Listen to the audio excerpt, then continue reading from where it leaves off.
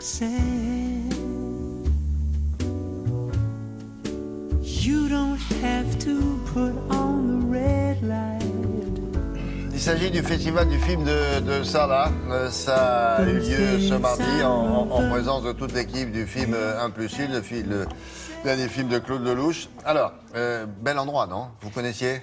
Je connaissais, on y est allé en 2009, on avait vu Claude Pinoteau en train de diriger des lycéens option cinéma dans les rues complètement médusées. Alors justement, je vais vous expliquer ça parce que c'est un festival de rencontres entre foot cinéma et pro de cinéma, entre lycéens option cinéma qui ont la possibilité de rencontrer des scénaristes, des réalisateurs, des acteurs et donc de leur poser des questions, d'assister à des conférences, d'aller à des ateliers qui sont animés par ces gens-là.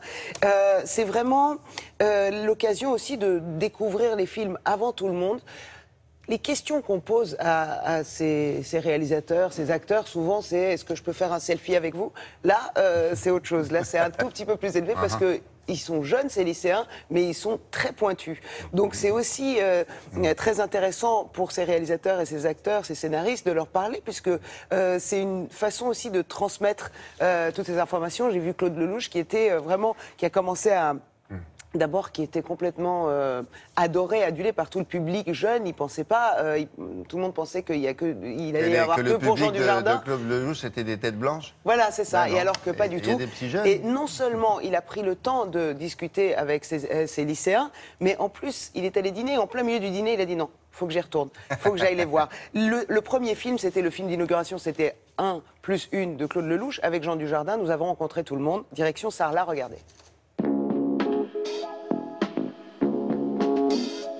Le festival de Sarlat existe depuis 24 ans et c'est le plus important festival en France pour les terminales spécialité cinéma qui viennent de 33 villes de France pendant une semaine.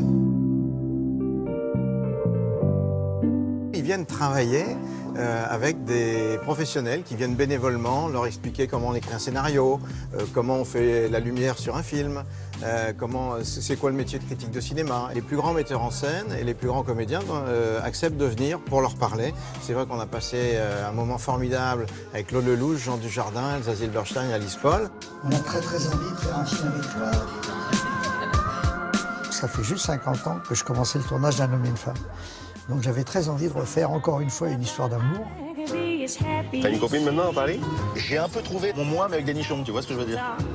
C'est un grand honneur pour l'ambassade de France de saluer la présence d'Antoine Abélard, grand compositeur français. À l'âge que j'ai besoin de récréation, voilà.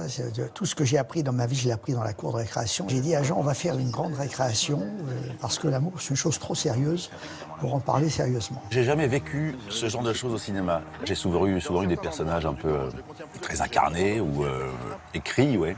Là, c'était autre chose. J'y allais pour ça aussi, hein. J'y allais aussi pour avoir cette grande liberté. Vous passez d'une femme à l'autre et... Donc j'imagine que vous les trompez souvent. Tout le temps. Et moi, ça mérite d'être franc. Il est très spectateur de son film, Claude. Il est absolument pas dirigiste. Quand je dis spectateur, c'est qu'il attend tout le temps la récréation, la sortie de route, l'accident. Il y a le texte, il y a ce qui est écrit, ce qui est pensé, et puis ce que l'acteur va amener. Donc pour ça, il nous met dans le meilleur écrin. Et pour un peu qu'on ait des partenaires comme j'ai eu, forcément, ça nous pousse à nous dépasser. J'y allais aussi pour avoir cette grande liberté. C'est ce qu'on recherche tout le temps au cinéma et qu'on n'a pas souvent. C'est-à-dire ce fameux lâcher-prise, se dire en gros, tiens, ce film ne sortira jamais, c'est pas possible. Je dis trop de conneries, je vais trop loin, je m'amuse. Je peux vous poser une question idiote? Après ce qu'on vient de faire, oui, c'est celle que je préfère. Qu'est-ce que vous aimez le plus au monde? Moi. Je voulais surtout pas faire un film de cinéma. J'en ai marre des gens qui font semblant. J'en ai marre des gens qui font semblant. Et la technique du cinéma d'aujourd'hui, les nouvelles caméras, permettent justement maintenant de filmer la vie. Et c'est vrai que la vie est le plus grand scénariste du monde.